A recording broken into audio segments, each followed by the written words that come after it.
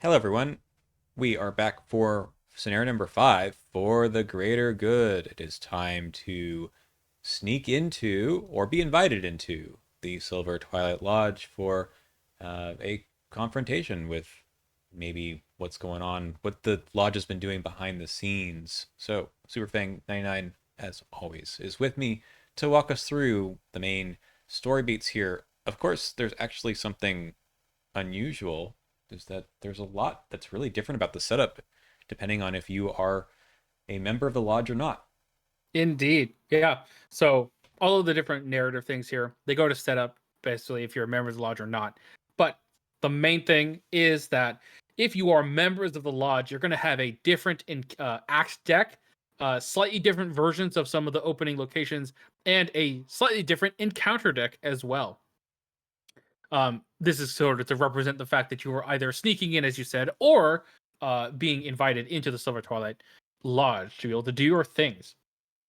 Um, the main difference you'll see on the front of these act cards is in warm welcome. If you are invited in, all you need to do is get 3 per clues to advance the first act.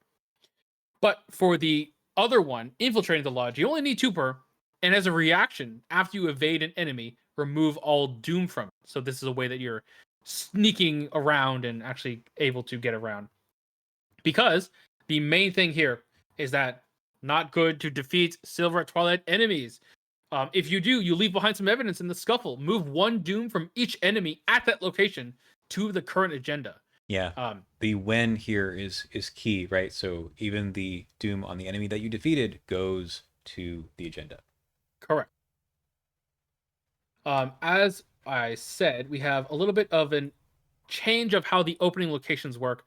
So this is the setup for we've been expecting you, aka you've been invited. So I believe the lodge gates, enemies can't spawn here, and you can ask them an action to resign, and it connects to the lobby.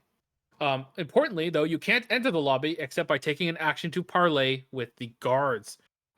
When you do so, you reveal the lobby. There's nothing here, but it connects to the lounge and the lodge cellar. And in the lodge cellar, there are some clues as well as a set aside key. We should talk about that. Yeah. Hey, have you played Innsmouth yet? No, that campaign hasn't been out yet. Um, so in the campaign guide, basically you're going to take a skull, a cultist, a tablet, and an elder thing token, and each of those are going to be keys. Importantly, a key is something that you'll need for other effects, and if a location with a key on it has no clues, you can just an investigator can just grab it using a free triggered, and also those keys go back into play, whatever. I think that also if a key is on an enemy, if you defeat that enemy, you gain control of that key. I don't actually know, is that inherent to the rules of keys, or is that like a thing? Oh yeah, if an enemy with a key on it, least way. There you go. Yep. And importantly, you can actually give a key to another investigator at your location, any number of keys, but you can't take them. You can only give. That's important as an action. Give, no take. Give, no take. So in this case, the lodge teller would be given a key. I'm going to quickly replace these with the other side. This one, no. There it is. Lodge gate members only. This is the lodge cellar, and then the thing here. Yep. Um, So you sneak in through the cellar. Exactly. So you sneak in through the cellar. This one has the same thing where you can't spawn. It has resign ability. You can't sneak in. You have to spend 1 per clues as a group. Hey, that's what the extra 1 per clues on the act went. Mm-hmm. There's nothing here, and then if you go to the lobby, there are some clues here and a key instead. So that's really the only main difference for the beginning. It's just a narrative thing to indicate if you are invited or not. I'm going to put this one back. All right. Okay. So we're going around. We're getting our clues. Let us see what happens after we get enough clues. So I think we'll see. So this one is you put the library into play, and you spawn Nathan Wick in the library. Master of Initiation, side face up. This one, if you're infiltrating the lodge, you put the Inner Sanctum in play, and you put Nathan Wick in the Inner Sanctum, Master of Indoctrination, side face up. For either of those, you attach the set aside puzzle box story assets to him, and this act in particular continues the you evade an enemy, remove all do from it effect. That's all that really does. Yeah, it's basically because the next act is the same in either way. Correct. So let's go talk to Nathan Wick. Let's get some other locations around. So if we enter the lounge, you'll see that this spawns more locations. It spawns the vault and the library, as well as puts August Lindquist into play in the lounge, and then spawns the other locations. So we need the library and the vault. That's the library. The vault, you'll notice you cannot enter until you have the Elder Thing key. I believe August Lindquist is going to get a key, so I'm just going to give one to him. There's also one over here. Mm-hmm. And as we said on the act for obtaining, for the if you were invited in, Nathan Wick is going to spawn in the library, Master of Initiation side. Mm-hmm.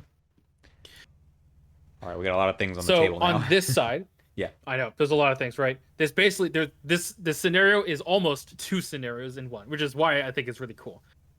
So this side of Nathan Wick is you have to go talk to him by testing willpower 3. You put a resource on him, you need to get 1 per resources, and if he fails, he attacks you. You'll notice also in the library there is victory, and as well as if you control a key, you can have -3 shroud. Mm-hmm. However, let's put him over there now. So there's some sanctum doorways here. Oh god. And they're connected to the lodge catacombs, which also you'll notice you cannot enter until you have at least 1 key. And when you do, it just spawns the inner sanctums. It spawns the sanctum doorways and the inner sanctum. And in order to get to the inner sanctum, you need the cultist key. Where can you find the cultist key? It might be on other people. Might be on August Lindquist. It might be somewhere else. Might be. I think one of these has a key. Is that right? Yep. No, it's not this one. This one cancels. This one, they don't have keys. I think this one does. It might. Yeah. Anyway, let's go to the inner sanctum. You need the cultist key. Yeah. Okay. You put a key on it, and then, as we stated, if you're infiltrating the lodge, he's going to be here, Master of Indoctrination, side face up, and you need to evade him by 3 or more to steal the puzzle box. Importantly, and you'll note that either evading him on the other side, parlaying with him 1 per times, or just defeating him will add him to the victory display, and that is the goal of the second act. Yep. All right. That's good. A lot of things to talk about. Yeah, there's a lot of ways to get there. All right, let's look at August Lindquist. We didn't quite look at his thing. Yeah, so he is an action. Investigators at his location can spend 2 per clues to parlay with them. Each investigator who spent at least 1 clue must either take a damage or horror. And you remove him and you get his key. I want to play Alessandra through this scenario. Oh, that seems like a good fun. I mean, Alessandra through all of the scenarios that have the parlay enemies seems like a fun time. Yeah. Yep. That's cool. We can get his key. Why do we need these keys, you might ask? Well, you'll see that some of the locations have benefits or require certain keys to enter. For example, having the tablet key in the library gives it -3 shroud. The inner sanctum required the cultist key. The vault requires the elder thing key. And this one prevents something bad. Yes. But the main reason is because after you obtain the puzzle box, there's just some flavor about what happened to Nathan Wick if you did your stuff. The main thing is that the investigators at the location of the puzzle box need to get all 4 keys, and then you can advance. And that's it. All right. That's it. That's totally the end of the scenario. Yep. It really is. If you do this and you flip the act here, yes, you go to R something. Yeah, I will mention, because I love the flavor on this specific card, because it shows you exactly what each key actually is. It's kind of the precursor to the Innsmouth, where it describes each key in detail before you play the scenario. This is really cool. Yeah, I like anyway. I like the key of bone, of course, is the skull key, which is it's great. Huh. Yeah, seems pretty simple, right? Seems pretty simple. I wonder what happens if you dilly-dally just a little bit too long. Okay, so we have 8 Doom to start with. This is the Hierophant, by the way. Okay, backside, you just get some people who are like, you can't do this. You have to, and then people are like, no, we must do this for the greater good. What are they talking about? Well, first of all, you discard the top 5 cards in counter deck. You must draw cultist enemies discarded in this way. So we just get some more cultists, which obviously adds to the Doom threshold. Each Silver Twilight enemy in a Sanctum location loses aloof. Okay, so there's going to be more annoying there. And then same force effect. So we just doom out after this happens, I guess? Mm-hmm. No. All right, here we go. Mm-hmm. So if you do doom out, you replace the act and agenda decks with this card, the Greater Good. Spawn the set aside summoned beast at the puzzle box's location, or any sanctum location if the puzzle box is not in play, and then remove the puzzle box from the game. So this act is gone. You no longer have that objective, and we summon the summoned beast. Ooh. Guardian of the Trap. It's been summoned. 5 combat, 6 per investigator health, 2 evade. Okay. Monster Silver Twilight Elite, Retaliate and Hunter. It gets +1 fight, +1 evade, +1 damage, and +1 horror for every 2 doom in play. You'll note that the Greater Good is still the agenda deck, meaning that doom will still be placed on it at the Mythos phase. Mm-hmm. There's So no this guy's going to be harder and harder. Exactly. All right, Force. At the start of the enemy phase, it defeats each humanoid enemy at its location. Move all doom from each of those enemies to Summon Beast. Okay? And then objective, if this enemy is defeated, you go to R3 or you die. Basically, that's the only other resolution. I love how this actually defeats the enemies and not just discards them. So That's Nathan true. Wick can just go to the victory display that way. That is true. Okay, that is the quote unquote, I don't want to say hidden, because I've actually never gone this way when I've played this scenario. Really? I've always finished the puzzle box. Yeah. Oh, it happened to me last time I played. Oh, okay. There you go. I wasn't trying for it either. It just sort of happened. We'll talk about maybe what escalates, I think, the Doom in particular playthroughs. But That's true. yeah, I don't think Yeah. this is going to happen on the sneaking through the lodge one. I think it happens No. more likely with the version that has more of these tougher cultists. Yeah. Yeah. Because again, when you sneak through, you have an additional way to remove doom from things. Mm-hmm. And we should say that we didn't say this because we didn't look at the enemies yet, but the no, it's the agenda. It's only Silver Twilight enemies that care about this, and if you're playing through this version with the sneaking through the lodge, there are cultists that are not Silver Twilight enemies. Correct. Anyway, there are some that are too, but there's just these guys in the Wizard of the Order are Yeah.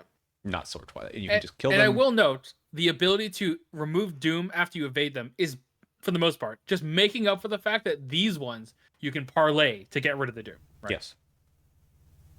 Yes, exactly. Because yes.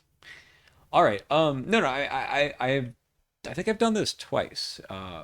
And it is totally doable. I have defeated the Totally. Summon Beast. You just have to be somewhat prepared. Yeah, I mean, it is scenario 5, so 6 per investigator health isn't crazy. I feel like it definitely does spiral out of control. It can. I want to for say sure. that when I did this, it had maybe 4 or 6 Doom in play. So it was tough, but This is active what's that? to remove. Can you evade it to remove all the doom from it? Yes, but most likely the Replace Doom won't be there. It'll be on the agenda or on other enemies. Oh, that's true. Right, but with the other enemies, they might die and then give the doom to the summoned beast. So Place this card 'Cause- next to the act deck as a reminder. yeah, I mean, this is just saying No, because it says the current act. Oh wait, but you're yeah, right. but this is the act. This is right? an act. Yeah. Yeah.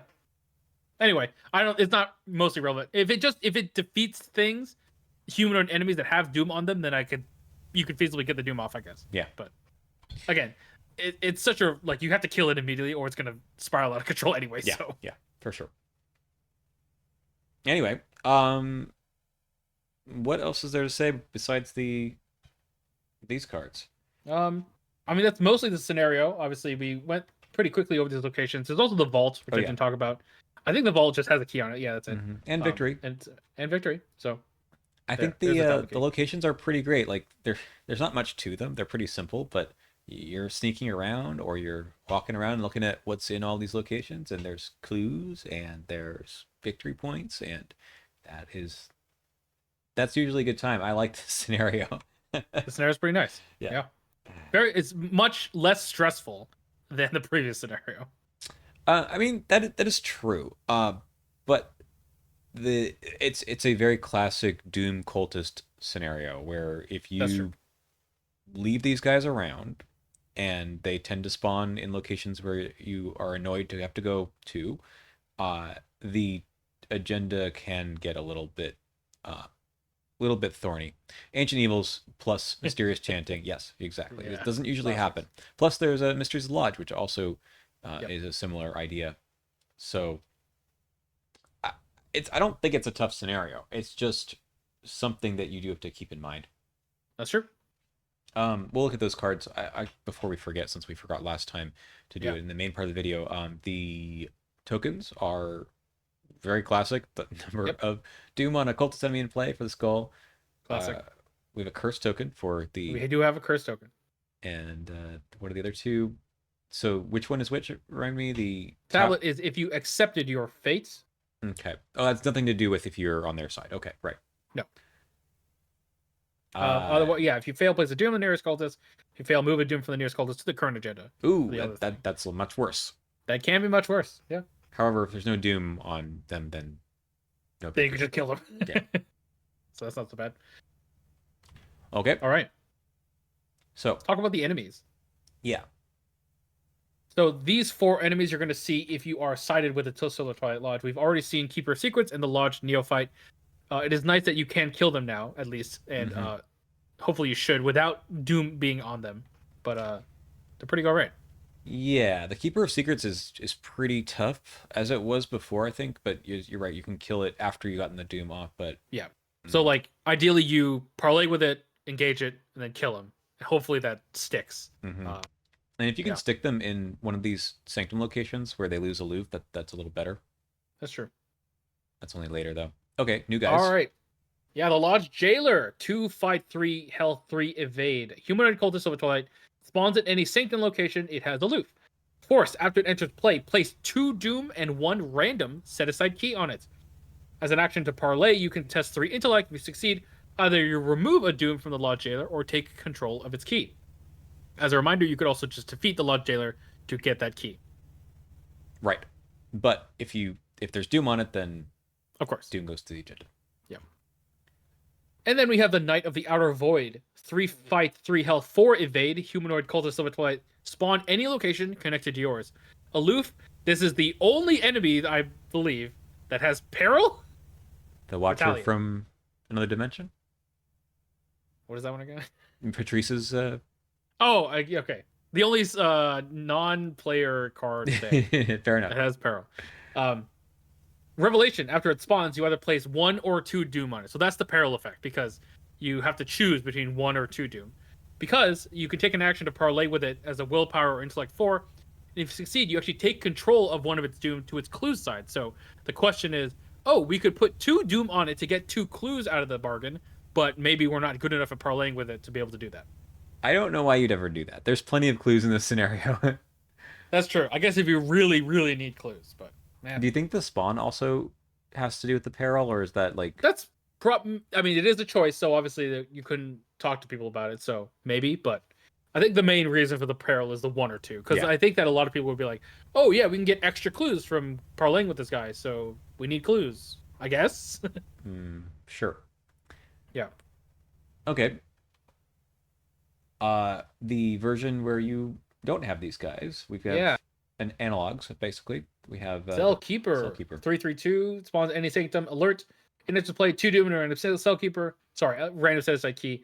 And when you evade it by 2 or more, take control of its key. And as a reminder, it already has the text. If you evade it, you get to remove the doom from it. So Mm-hmm. That's pretty nice. nice. It is nice. Only 2 evade. That is very friendly. Alert is a little scary, maybe with 2 horror, but That's true. Yeah. It is nice that it doesn't have aloof. Also, yes.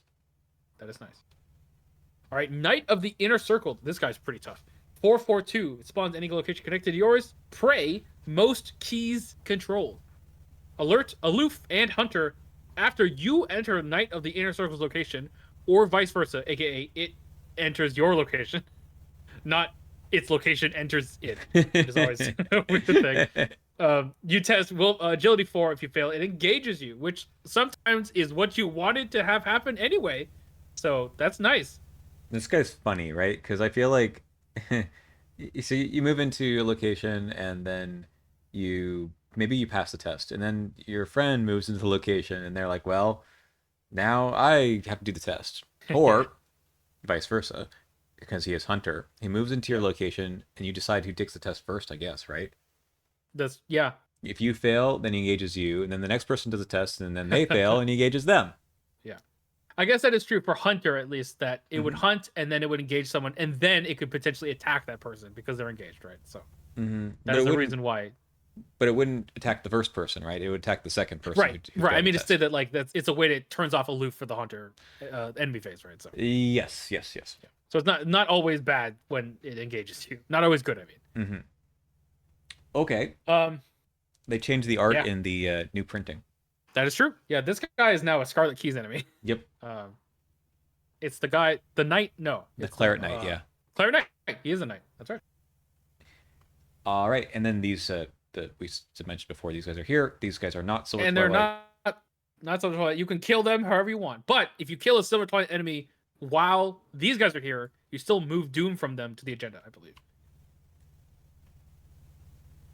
Yep. Yes. So make sure to kill them first. Yep. All right.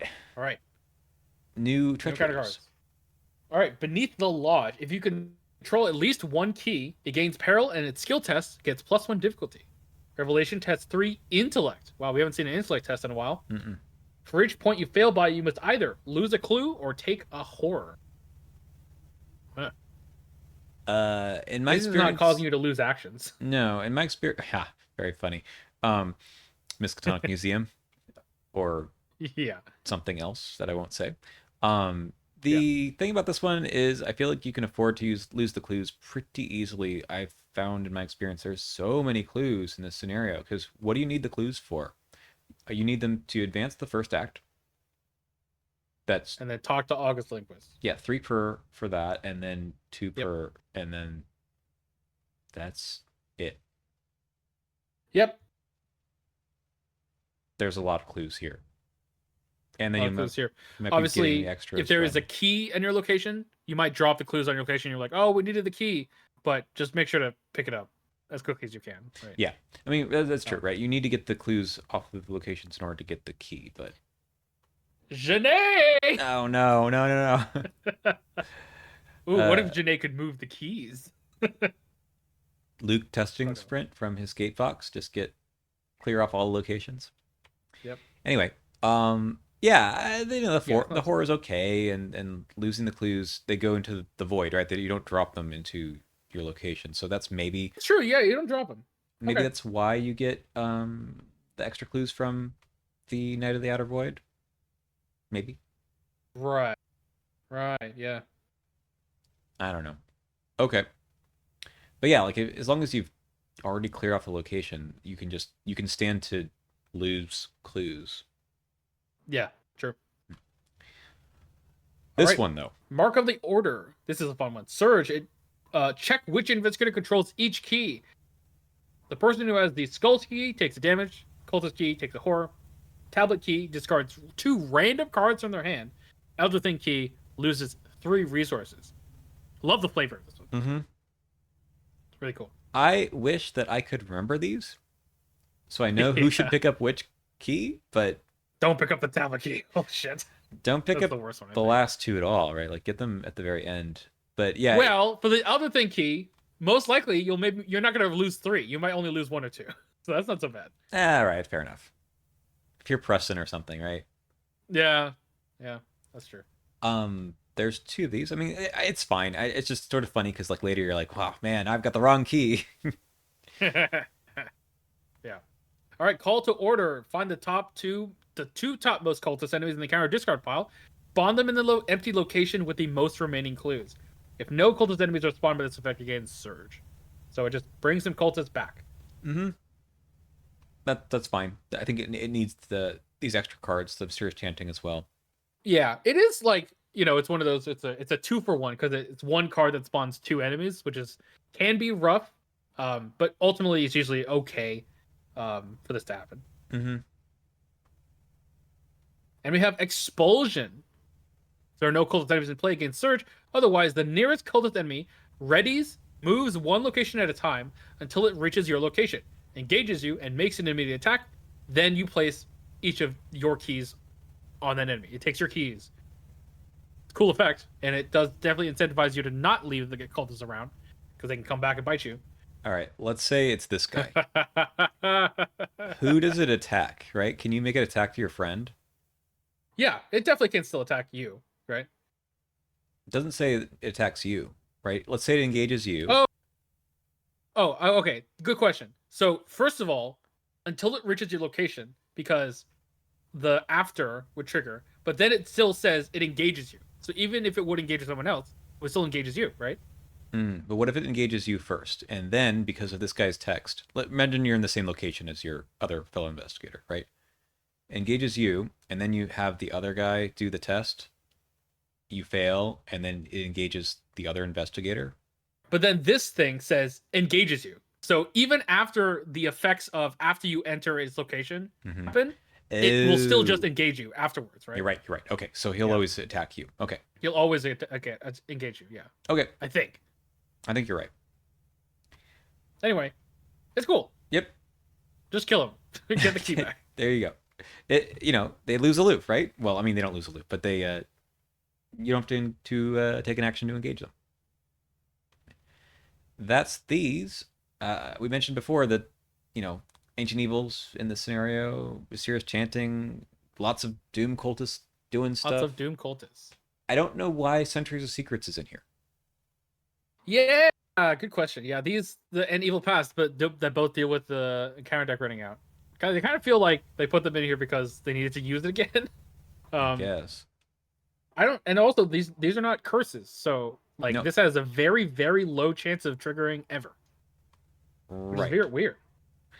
So the only thing wasn't like the agenda flip or something a way of discarding cards? What?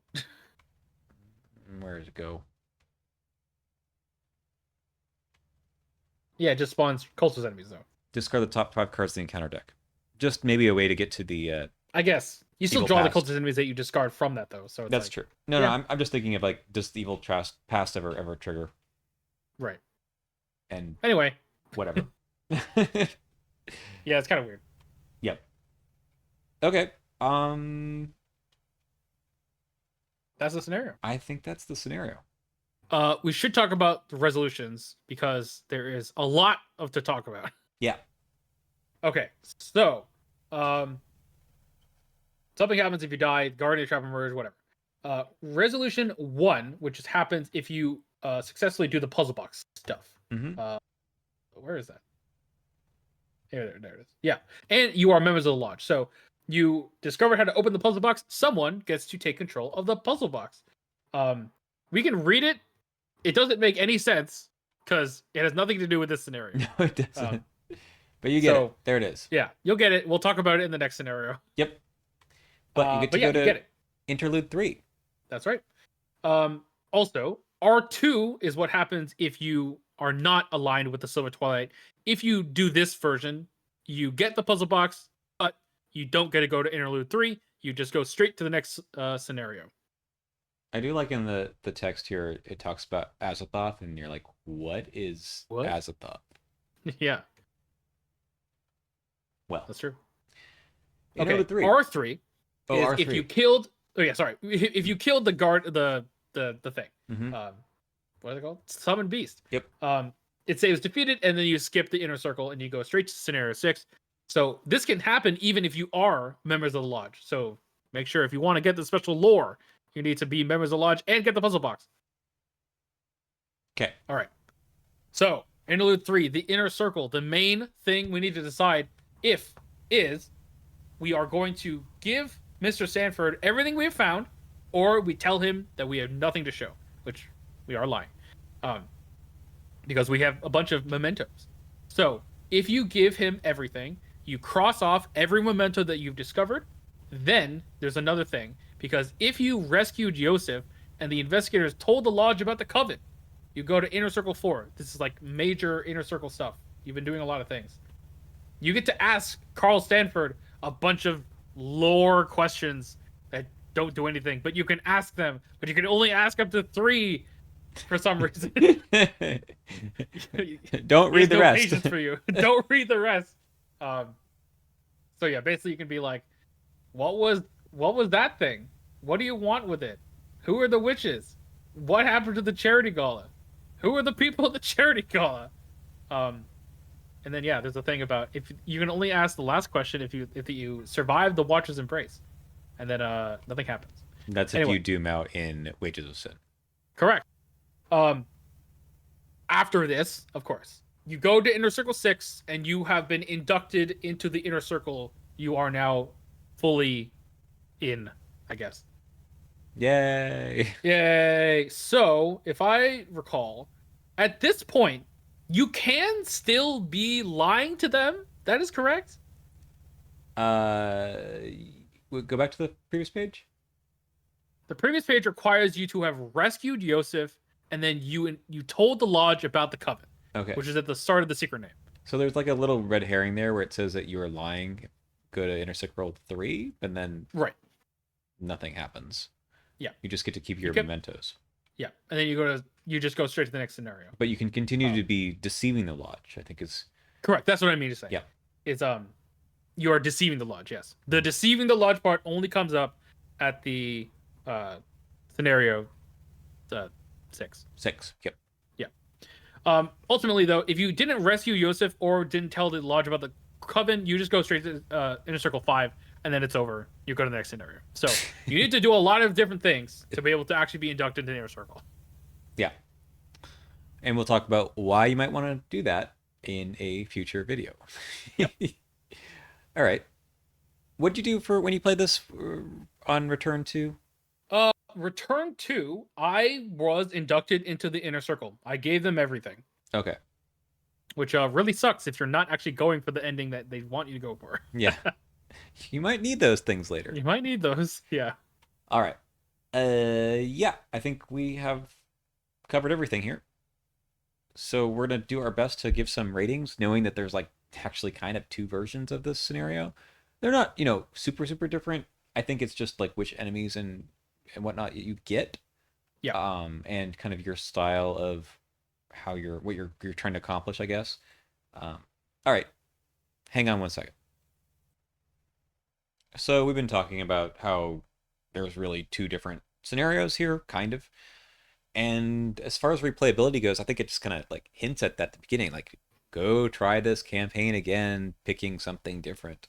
And it does play out different. Like you are definitely either figuring out how to parlay with those Silver Twilight Lodge members, or you are just evading them and then killing them.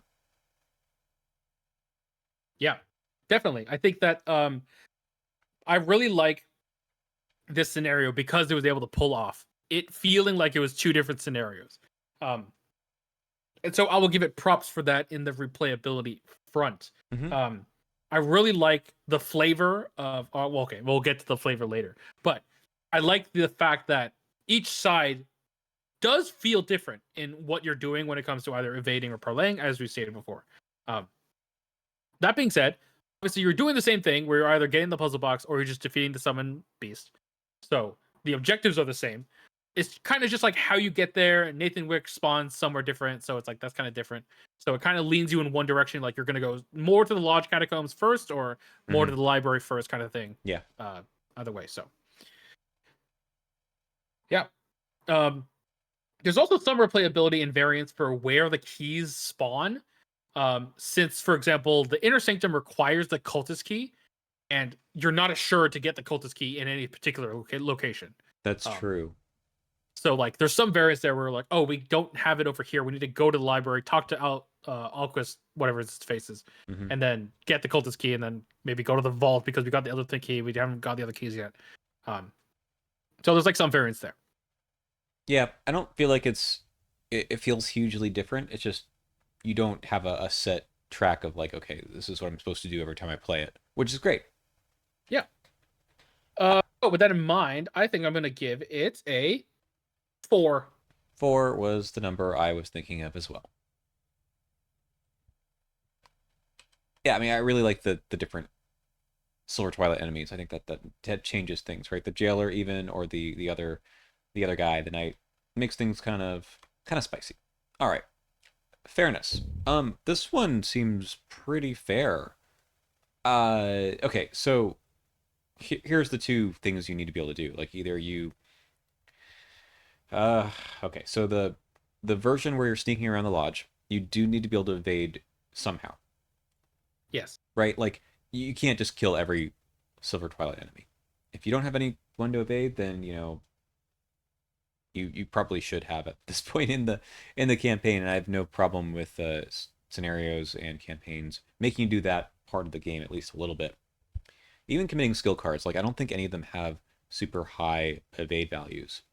No. And as we've stated before, you can just deal with the acolytes and the wizard of the order in the normal way by killing them. Mm-hmm. So it's just those two other enemies that require you to evade them to actually be able to deal with them.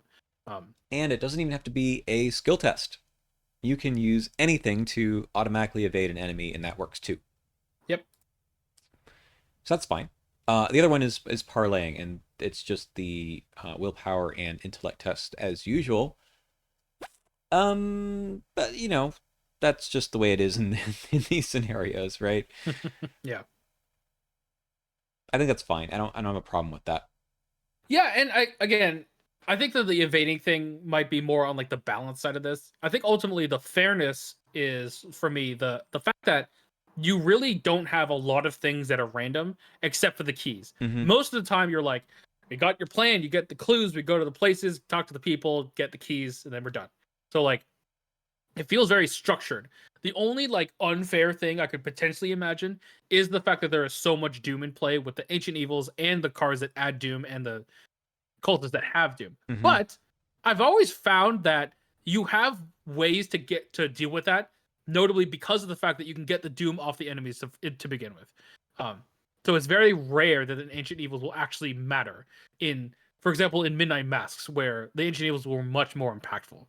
Um, so Yes, yeah, I think that the ancient evils isn't going to make you. It's going to make you lose turns. I don't think it's yeah, going to make you preemptively tick over when you're like, oh, I've got 6 doom in play, and now suddenly there's 10. That's less likely. I I'm agree. sure it happens on 4 player, but I don't think it's quite of a problem with these high doom thresholds. Agreed. So with that in mind, I'm actually going to give it a 4. I think it's pretty fair. Mm-hmm. Yeah, I think I'm just going to go ahead and agree with you there. You're right about the discussion of how you can complete the objectives being a little bit more of a balanced thing. So let's get into that. And sorry, one last note. I think that the pressures is pretty appropriate. I think so as far as the doom goes. Okay. Right. I feel like the team is fine. Multiple paths or strategies. There's not much more you need to do other than get clues, move around the map. So Yeah. I don't think it asks for much more than like the standard thing you normally do in Arkham. So that's okay. I think it's ultimately okay. I think the balance is actually great. Mm-hmm. Like, there's ways to deal with the enemies, and for most of the enemies, even after you talk to them or evade them, it's probably good to kill them anyway, just so that they don't accrue doom from other cards. Yeah, exactly. So it's not like the fighter isn't doing anything, um, Uh, especially if the summoned beast shows up. yeah, and I like that there's I mean a lot of fighters that I play tend to have good willpower, so they might be able to do the parlay first themselves and then kill. Right. I like there's agility tests, there's an intellect test on treachery. Like there's a lot going on. Yeah, it's pretty good. I'm gonna give it a. I'm gonna give it a 4.5. Actually, I think it's really good. I I, yeah, I mean I don't really have much more to say than that. 4.5 sounds fine. Okay. All right. I like the scenario a lot. I really have a fun time playing this one, Yeah. and I even think that the balance, as far as like, I don't think you necessarily want to wait for the summon beast to come out, but it is an extra 2 victory points, It's true.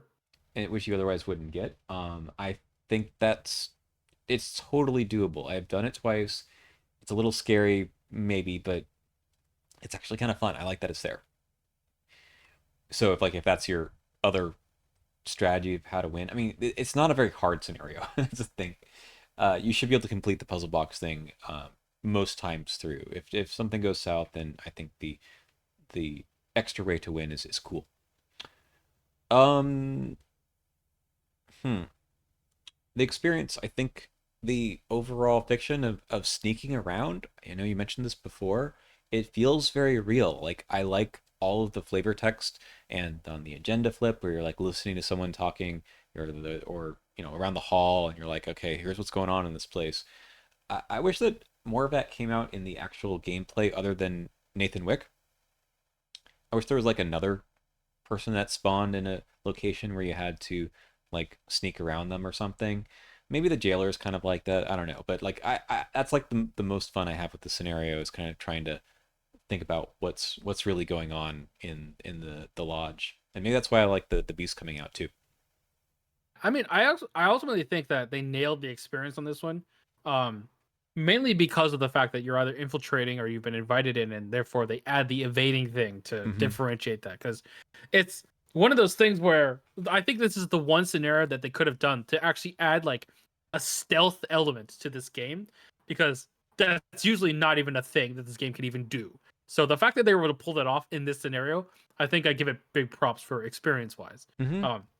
And as I've said, I love the fact that those three intro locations are different. Like they're barely different, and they really don't matter. But like it's so cool. It's like you're either you walk in and you're just like, oh hello, or you have to go in through the cellar and actually like sneak your way in. I think it's really cool. Um, I'm gonna I'm gonna give it I'm a gonna give it five. I'm gonna give it five. I'm gonna give it five. Yeah, I have a great time playing this one, and I so the stealth part you're talking about, like almost the what was it, the alarm level that's come back? I think that's That's true. kind of similar, but I kind of like this better because it really has to deal Yeah. with how you interact with the enemies themselves. Yeah. Hmm. Oh, well, I guess that's it. That's all we talk about for this video, right? We did it. We did it. No, I think that it's a fairly simple scenario overall, which contrasts with the Wages of Sin that we talked about last week, where there's so much text in all of the locations, right? Where you get to keep track of a lot of things. I think this one, even though there might be a lot of enemies on the board, you are pretty much able to focus on the objective easily. I think it's a big, a win for the design of the scenario. I think because it does feel pretty unique. Not I don't want to say unique. It feels memorable. I think in this campaign as like, yeah, this is the fun one. Yeah. I mean, I like this campaign overall, but it does. I do look forward to this one because I'm like, yeah, this is like going to be a good time, and it isn't a cakewalk. It's just you feel like you can do a lot of things because the scenario is letting you do it.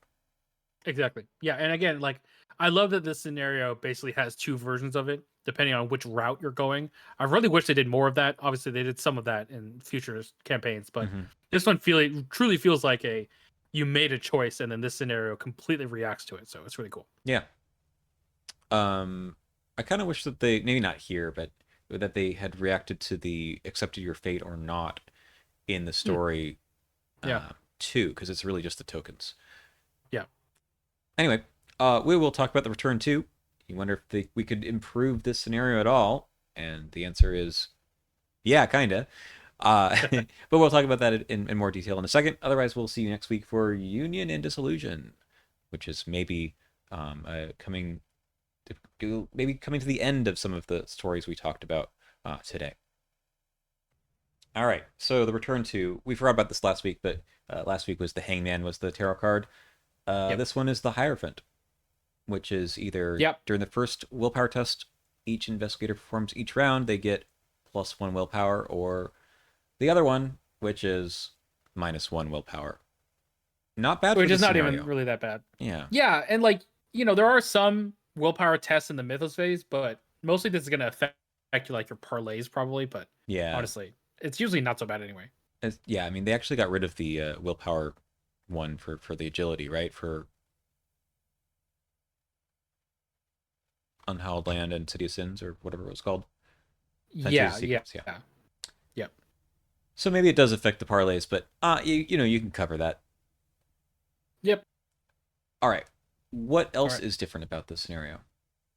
So we have a new lounge. So we can either get the normal lounge, which, as we've said, spawns the vault and the library, as well as August Linquist, Mm-hmm.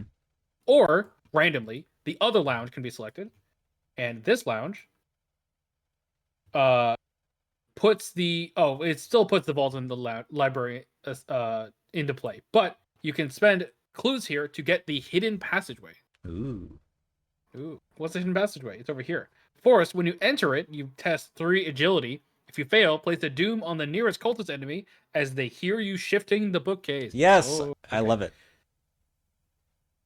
It's cool. Because, oh my god, there's some relics in here. So, while an investigator controls the skull key, it's connected to the Lodge catacombs and vice versa. Lodge catacombs is over here, so it can get all the way across, which is really cool. I like that. And you put a random key on it. So, it's always going to have the same key as August Linquist, but Yes. So it's cool. basically another way to do the same thing, but now has a cool connection across the map. I like it. Yeah. We also have one additional sanctum doorway, and I believe we put them all into play, not just 2 of them, if I am correct. Yeah. Because this one says you put each set aside sanctum doorway, Mm-hmm. and our return to setup just tells you to set the additional one aside out of play. So we're getting all 3 of them. So those are the old ones. Here's a new one. Force round, 0 clues. As an action, choose a key on a card. Test willpower or intellect 8.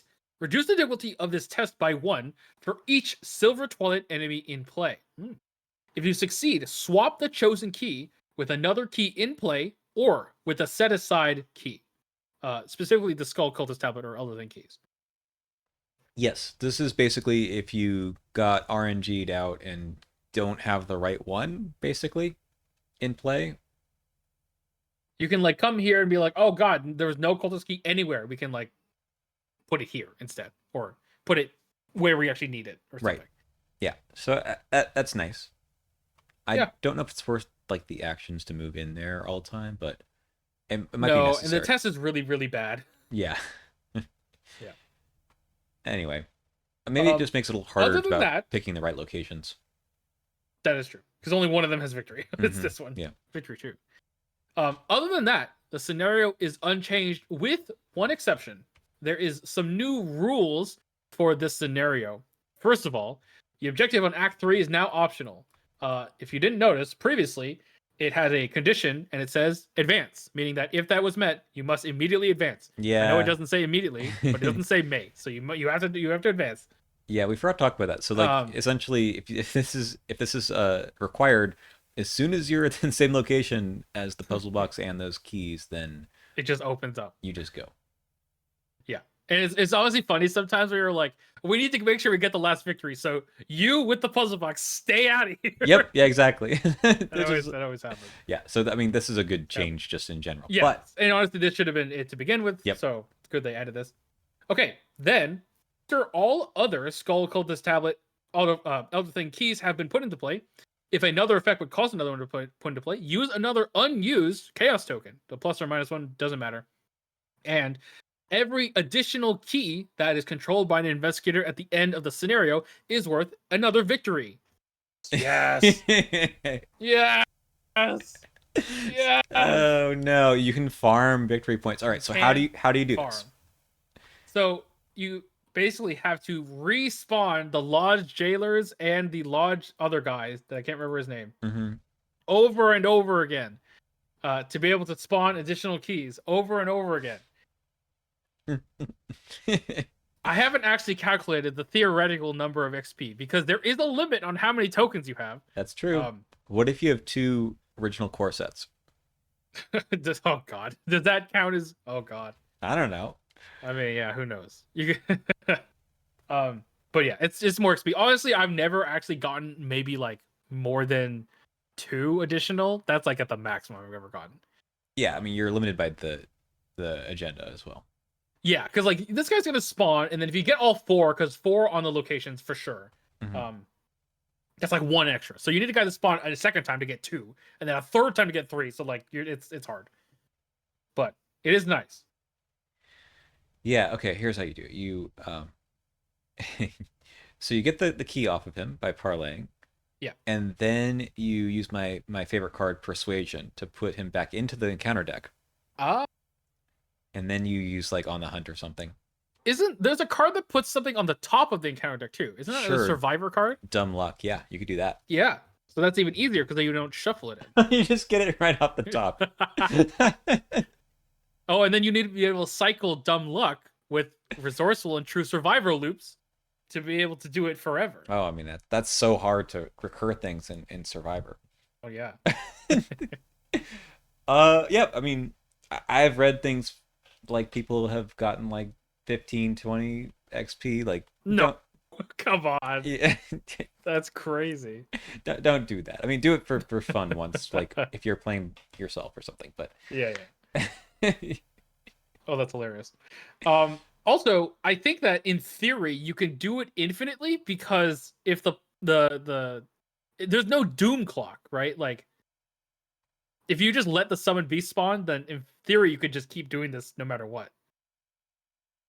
and you can get defeated, and then Yeah. yeah, you're right. You're right. I Well, mean, okay, he's a hunter, I think. So you he is under, yes. But if also the question is, if you get defeated, do your keys draw? That's the question. I think they do. controlled by investigator to the victor display at the end of the scenario. Do you still Yeah, if control an them? investigator controls one of our keys is eliminated, you place those keys on the location. All right, So I doesn't work. believe that as long as you survive, Okay. you need to be able to do that. So you have to kill the beast. Yeah. that's the thing. That's a fair penalty. Okay. Is that it? I feel like That's there's it. Oh, We got the new cards, but we've seen these all before. yes. Actually, no, I do want to talk about these cards. This one in particular. I don't think Impending Evils is a good card for this scenario. I've talked about it before, where I really think the Ancient Evils pressure is what makes it so that you might get to the Summon Beast. Hmm. This, I think you just never worry about it because you take your damage in horror.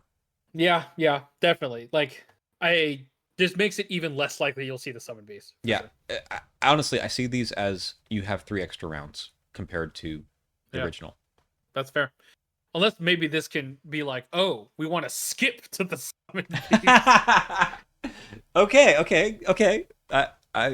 Yeah, maybe so. Skip to the end. But that's just kind of like what I've noticed when playing this and the Return 2, that the Doom pressure is just not the same. Yeah, I definitely think because obviously this was in the first scenario, right? Witching Hour. Mm-hmm. And it like this card seems to fix the issues in the Witching Hour, but to this scenario's detriment somewhat. Yeah. And I think it'll be fine in the final scenario as well. Exactly. Is this in scenario 6? I think it might also be in the next scenario. I don't remember. We'll find out. But in this one in particular, because there's just 2 giant agendas, it really is soft. Yeah. Agreed. This allows you to farm the XP, which is fine. Like, you can play the game and have a little bit of extra fun, but it is sort of unnecessary. You don't like at scenario 5. How much more XP do you need? All right. Cool. All right. Thank you all for watching. We will see you next week. Bye-bye.